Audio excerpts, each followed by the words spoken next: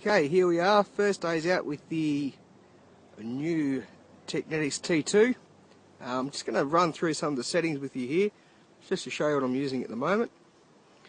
Okay, number of tones is 3B, which is 3 tones plus an additional one for bottle tops.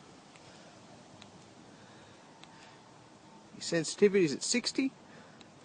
Discriminant level is at 55, which just brings it into the foil, just enough to get rid of it. And basically that's it. Across here you can see where your all metal is, your sensitivity, hum level, manual ground control. Yeah, nice, easy to use. And its first target that's brought up today is a key. Cool, let's go find some coins. Okay guys, lovely display by the F2 there. Came up with a nice little, some sort of a badge. Clasp on the back there. Yeah. So there you go. T2 still finds the stuff in here. Love this old river crossing. Look around here. Bits of debris, ruins, lots of glass if it'll ever focus. That's it, the hole. With a legal shovel there doing the dirty work. Lovely spot here. Oh, debris glistening in the sun, all the glass.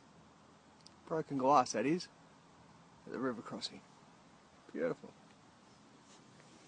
One more shot of that little badge, it's a ripper. There we go guys, late in the day. And the T2 pulls up a 1955 Thruppence. First one of that sort I've got, with the wheat sheath on it. Bloody awesome. I'm pretty impressed by this detector already. Woo! There we go guys. Another 10-cent coin. I think the trick to the T2 is to listen for the high tones. Watch your TIDs, but it's the high tones you after high. Same repeat swing tone. That's what I'm finding anyway.